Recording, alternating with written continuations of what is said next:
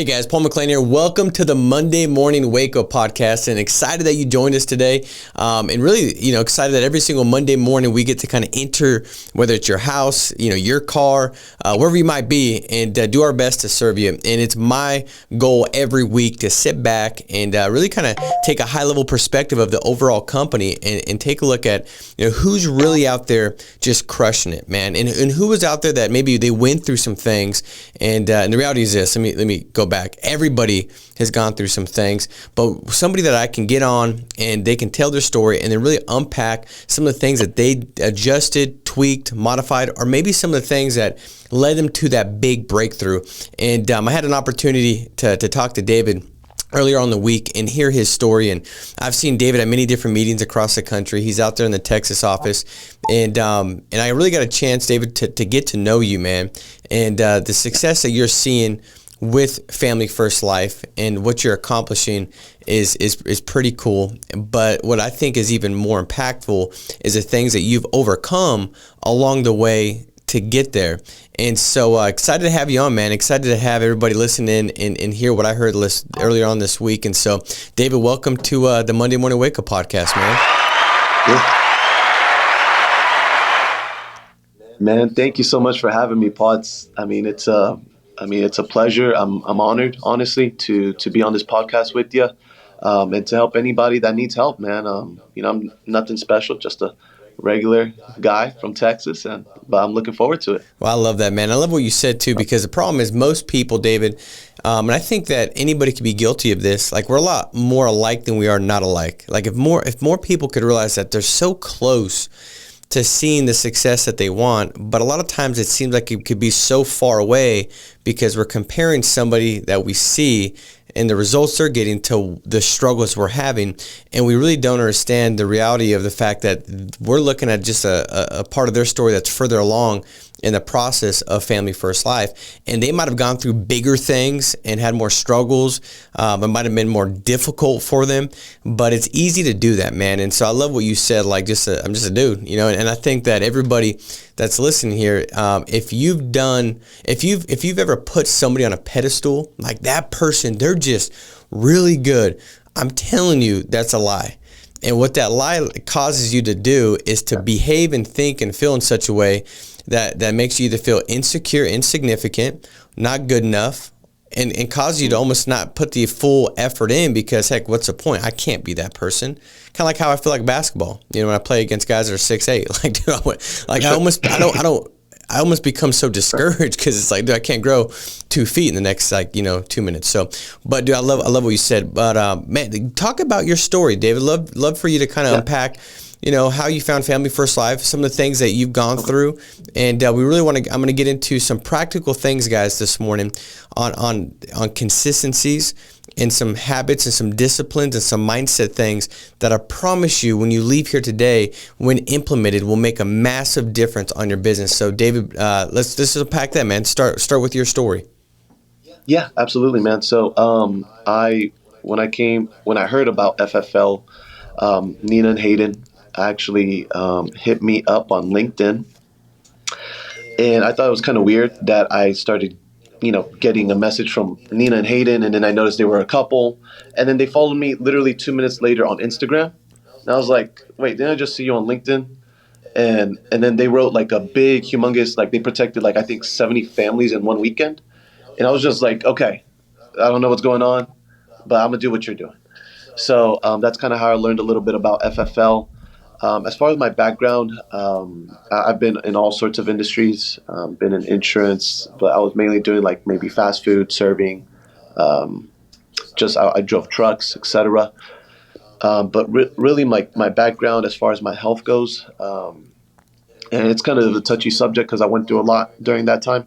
But, as you know, Paul, I came from, I was on dialysis.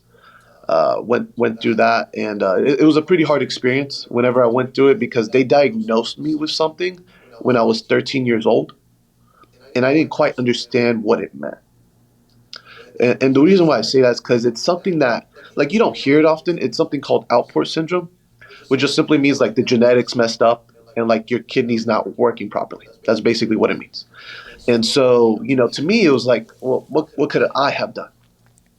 Or like, I would question myself, like, what did I do to deserve this? And you go through that cycle. You question yourself, you question your faith, etc. But when you know Christ is the one who plans it all, you just gotta lean in. And so that's literally what I did. I leaned in. And then from there, didn't quite understand when I was young, but as I got older, kidney started getting worse. It got to the point where I did need dialysis. The process of dialysis, even if you don't know this necessary process of dialysis, you know somebody who went through it. It's like cancer, right? You may not have it, but you know of somebody, whether that's in your family or whether that's a good friend who went through that same process. So it's kind of the same idea.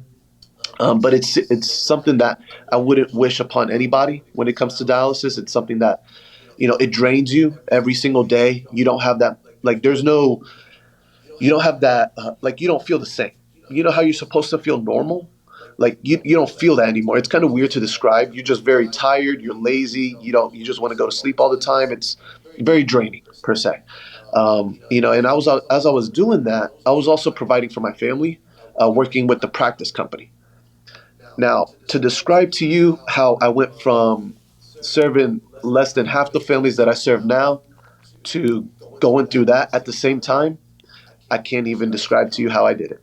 I don't know. Through the faith of God, I went through it.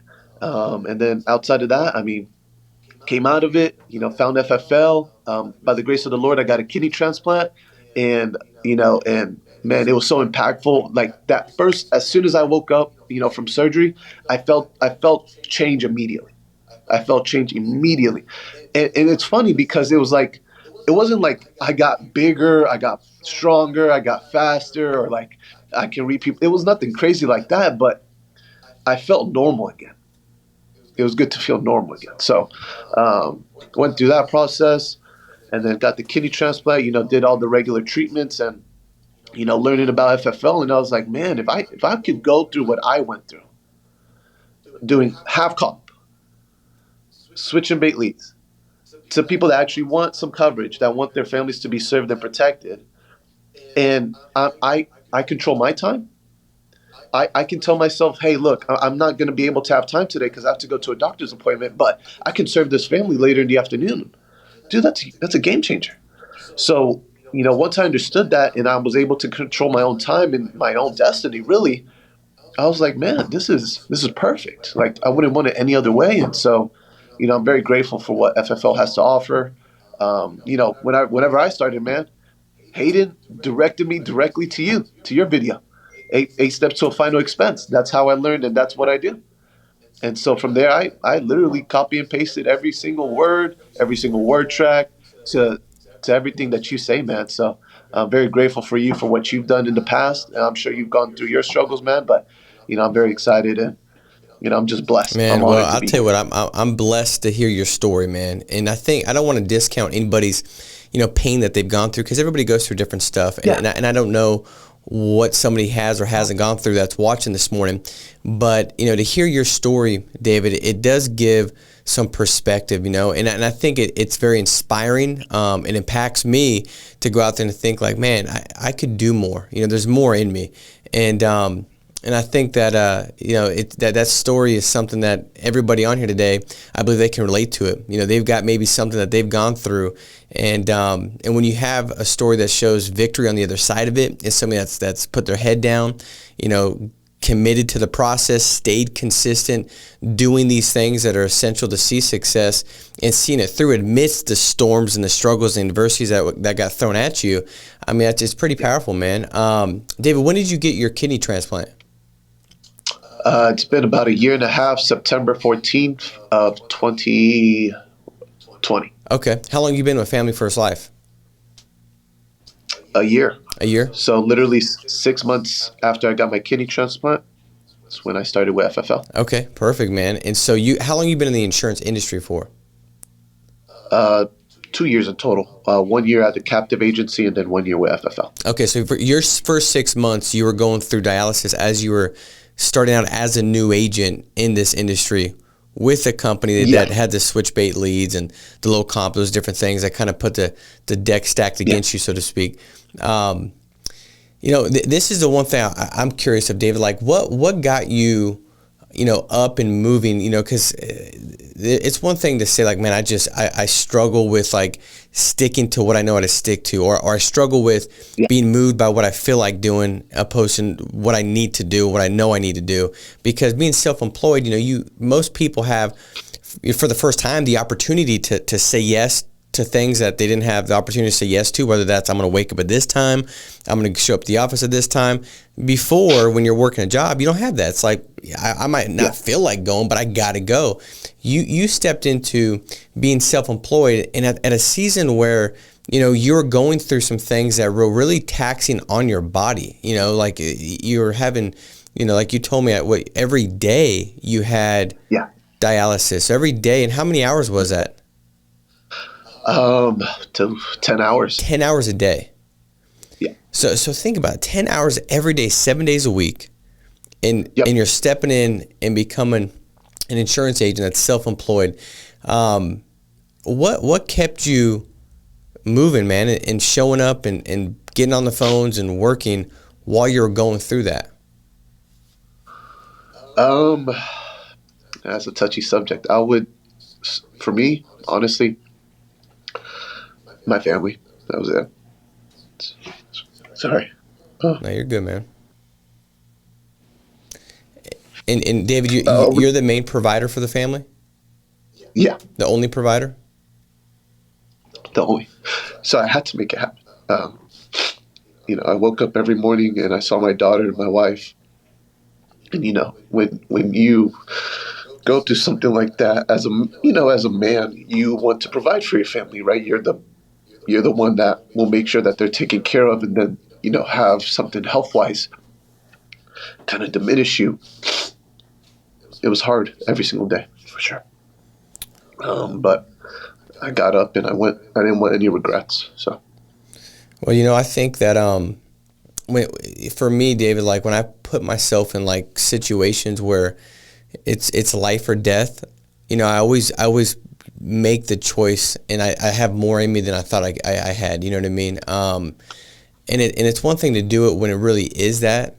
I think for everybody on here, maybe you're going through a situation where it feels like that, and your back's against the wall, where this thing has to work so you can provide for your family. And then for some, you go through seasons where, it's going better than you thought it was ever going to go. And I think that when it gets to that point, if you can still, in your mind, focus on a bunch of reasons and whys of why you're going to go out there and do it, and you could almost put yourself as if your back's against the wall, there's always more in you. You know what I mean? Like, I think, I know for a fact, without a doubt, I'm 100% convinced of it, that, he who is in us is greater than he who's in the world, and it's already been overcome. And so when we go out there and have our back against the wall, and we know that to be the truth, and we know that to be the case, and our focus is on our Savior, then what's put in us comes out, and what's put in us is significantly greater and more abundant than what we could ask or imagine, what we could really comprehend that we have. And David, your story gets me to realize that, man, going through that for 10 hours a day and still being able to go out there and provide for your family, did that kind of make you realize that there was a lot more in you than maybe you thought was in you before you went through that? Oh, absolutely. Oh, that tested me 100%. I mean, it would test anybody. So, do you think you're more productive? You're able to go out there and achieve more and do more now because you've gone through that, now that's been lifted? Do you think you're able to do more where you're planted currently? Absolutely. I mean, I'm more intentional with my time. That's it. I'm more intentional. Like when I'm anywhere, like right now, for example, I'm focused on this podcast, with speaking with you, speaking with, everybody here. When it comes to family, I'm focused on family. When I'm focused on work, it's work. So it's not like there's no in between. Like I don't, for me going through what I went through with that health crisis, I was just very intentional with my time. I don't have a lot of time. I really don't.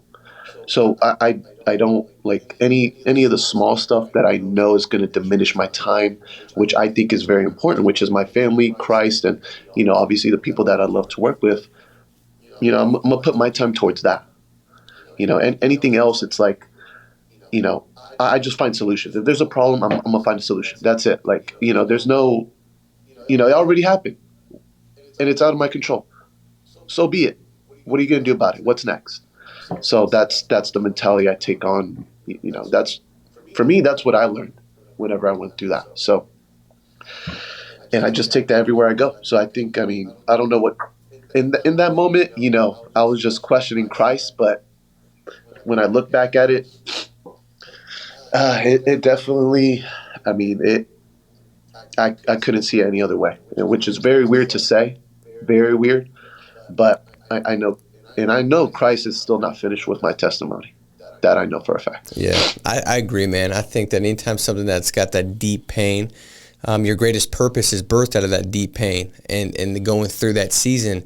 This very podcast, man, could be making a massive difference because of that. And sometimes the stuff that we go through, and even in this business, like whether that's going through a season where you're just like, man, I can't understand why nobody's keeping the pulse here. I've got 22 no shows in a row, or I've had many stories with different agents that are Hall of Fame producers. They're like, man, I had 34 no sales in a row, and a lot of times it's like, man, sometimes that stuff's not happening, for you. It's happening for somebody else.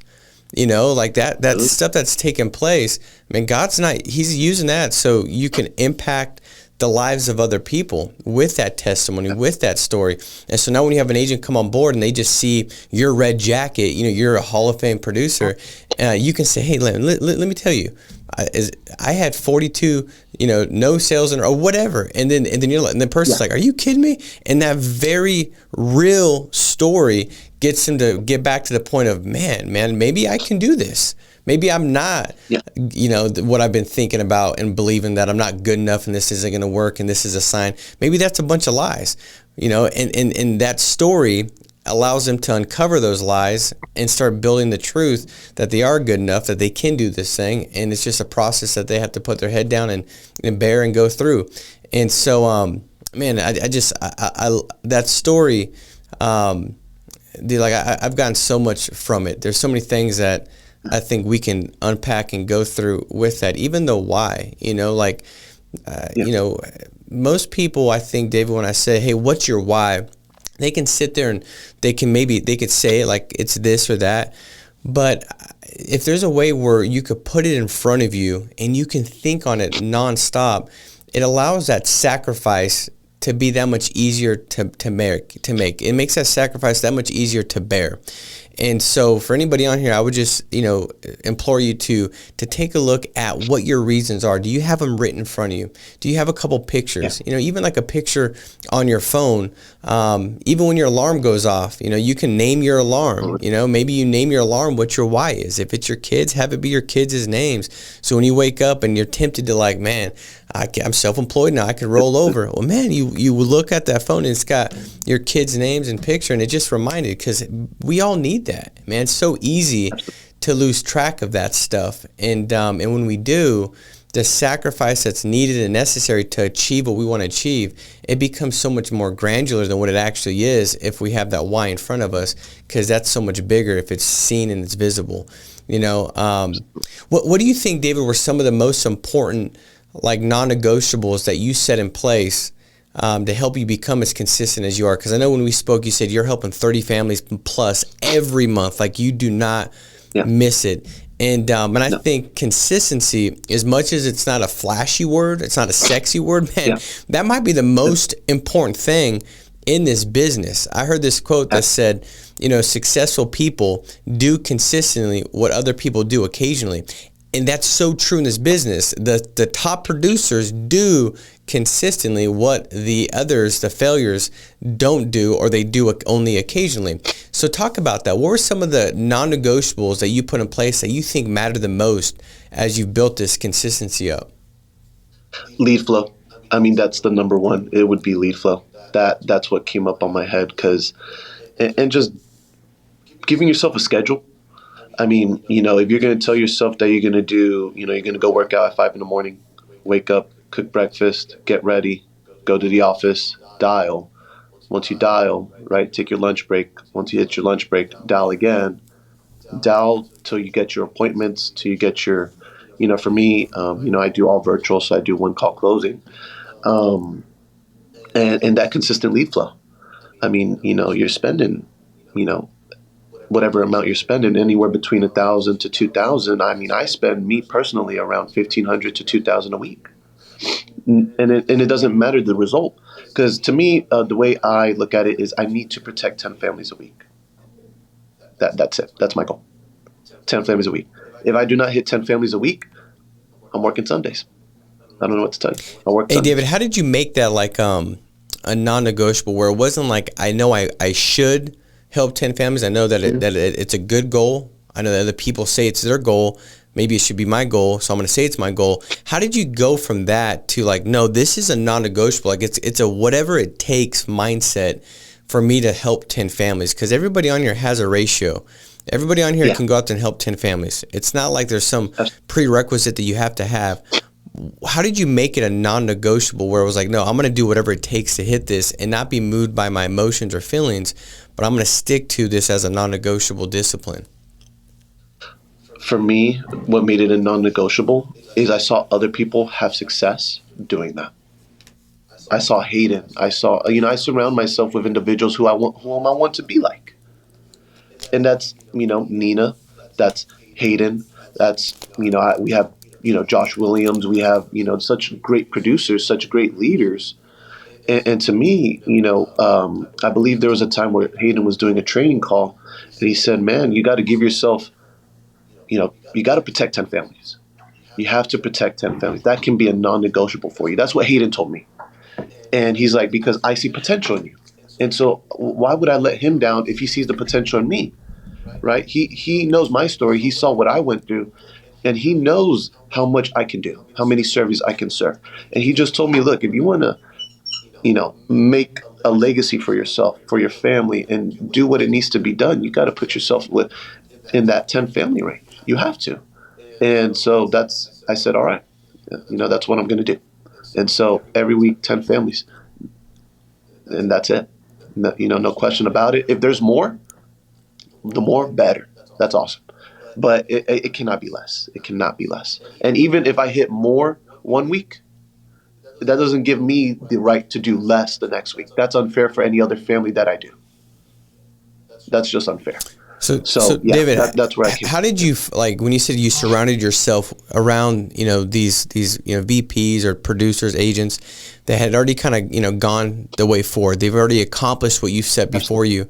And what I got from what you said is like they saw in you maybe what you didn't clearly at the time see in yourself. Maybe you kind of knew it was there, you hoped it was there, but they were able to spotlight it, right? They were able to kind of shine a light on it and get your eyes focused off maybe some lies or things that weren't true, and they were able to highlight your gift set, why you can do this.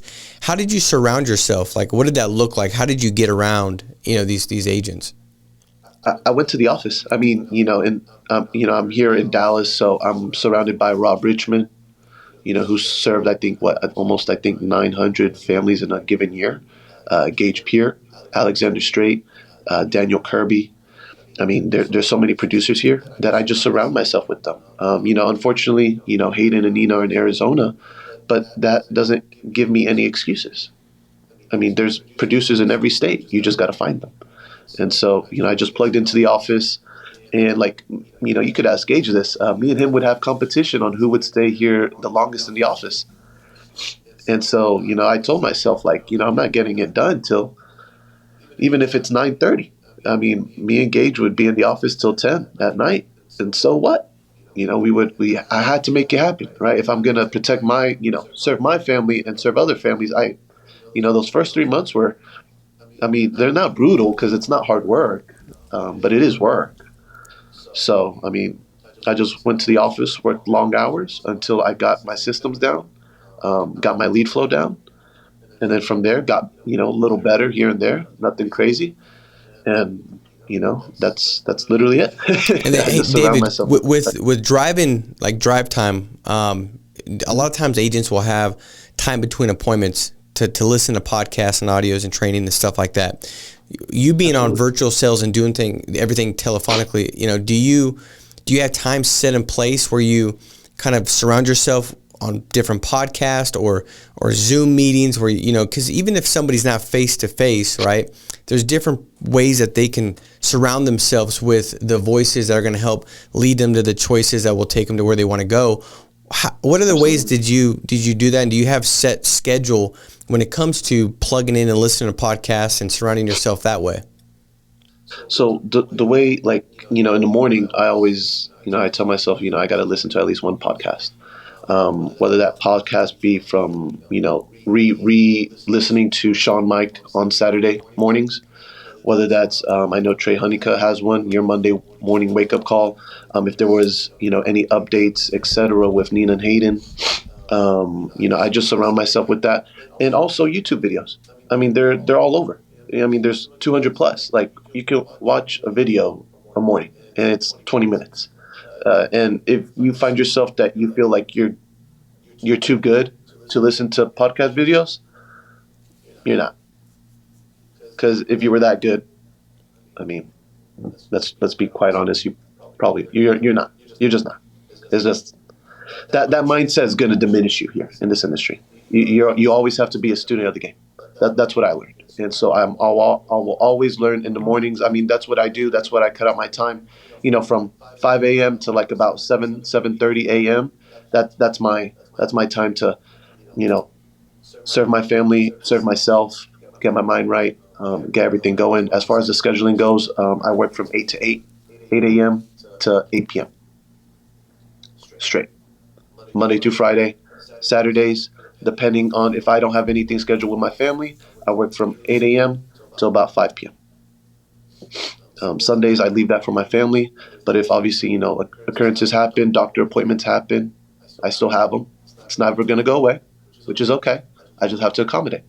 So that's really it. I love that, man. Well, I think anybody in here watching this, they might have, hoped that you left that part out. I love that you said it. That's the work part, man. No matter what's taking place, like if you could just put more hours in your schedule and then you to really kind of highlight that, man, like you're intentional with all those hours as well. Like that morning time that you have set in place, like that right there alone might be the very thing that helps you understand like the priorities, what things mean throughout the process, and what and having perspective, like what does this matter? Right. So when things happen and you've got that perspective where you're getting your thought process aligned and you're developing, you're growing every morning. Now, as you go through this process, whether it's a season of just like, man, this ain't working out the way I want it to work out, or it could be personal things or different things that are getting thrown at you, you can sit back and say, man, what does this matter? In the scope of my life, right? In the scope of the next 10, 20 years, what does this matter? Me giving 80, 90 hours a week, what does that really matter? If it's only for 2-3 years, I'm going to be able to, have the next 20, 30 years to be able to do what I want to do when I want to do it because I paid the price. Yeah. So what does it matter if I have to work a Saturday every single week, right? And then as you go through it, asking yourself, what does this mean? So when things take place, giving yourself some perspective on it, like, what does this mean?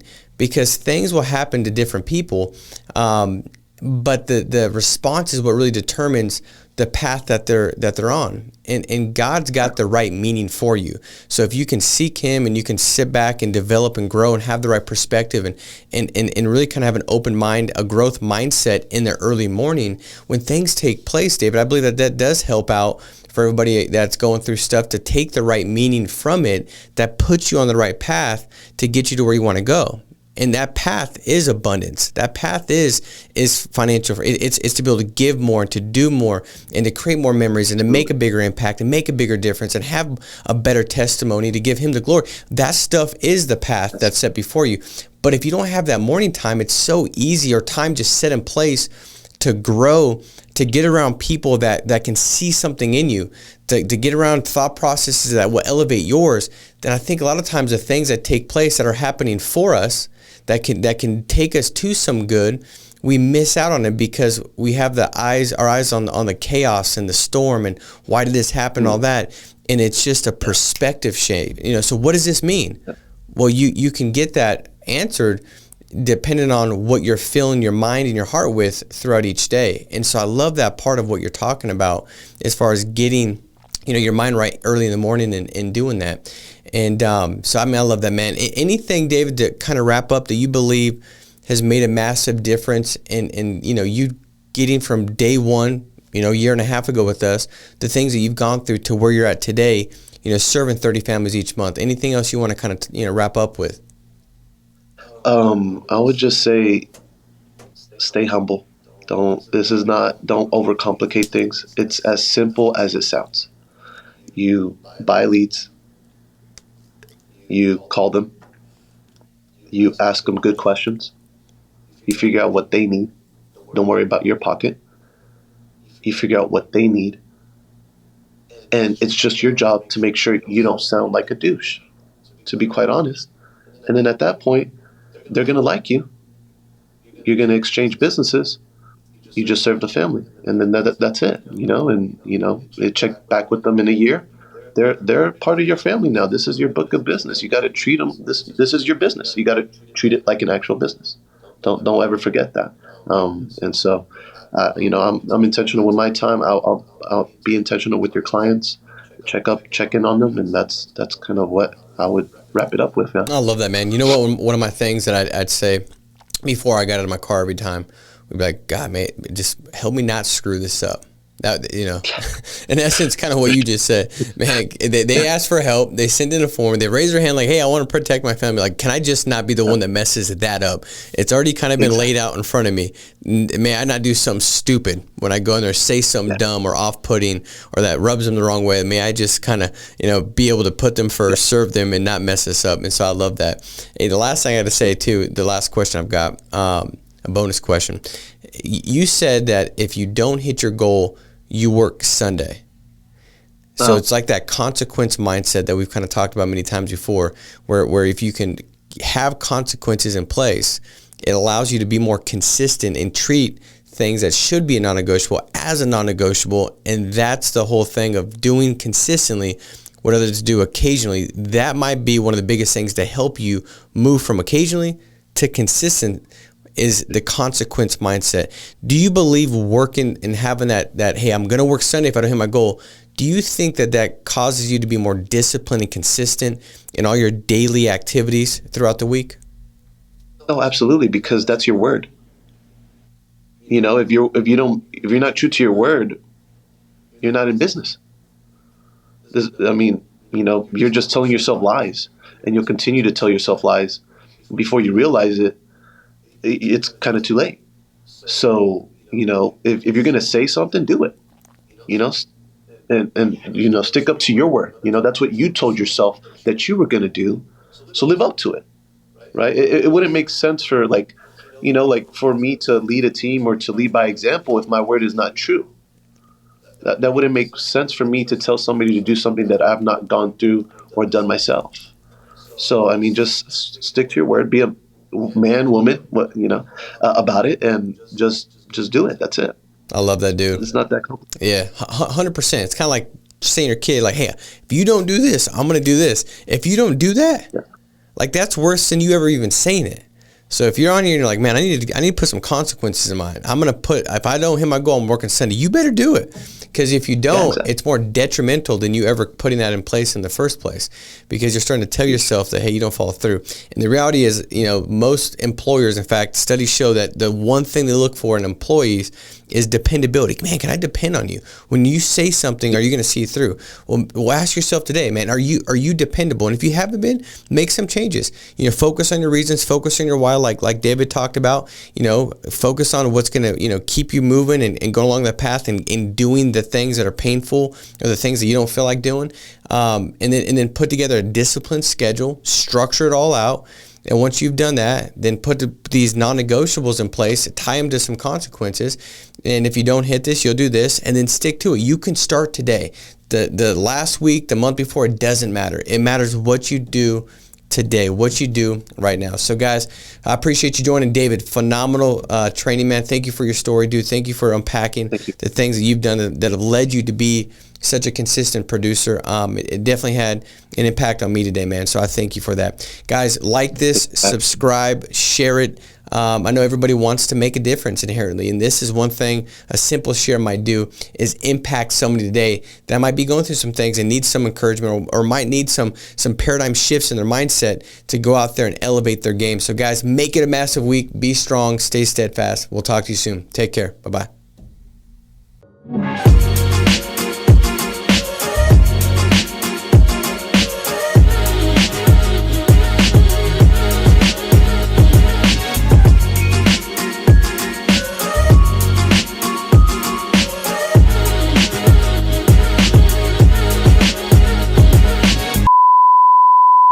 What's going on, guys? You know what time it is. It is time to give 4 lucky people $250 worth of leads.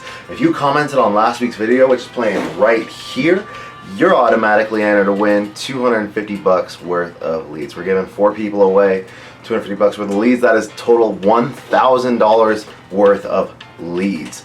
So, without further ado, let's see who won this week. Cecilia Latu. Seriously can't get enough of our humble leaders. 3 aces on Monday. Winner number 2 is Frank Pruden. Thanks for the reminder to reinvest. Winner number 3, CJ. And winner number 4. Oh, it's doing the thing again. We're just picking the same person twice. Number 4, Shari Quartero. Always phenomenal training, 3 fire emojis. Sherry Quartero. I'm so bad with names. I feel like I'm reading the names at a high school graduation sometimes. My bad, guys. Congratulations, you 4. You just won $250 each in free leads to grow and expand your business. Get in contact with Victoria. Her phone number is going to be right up here. Guys, it's that simple. Leave a comment and you could win next week. We'll see you next time. Take care.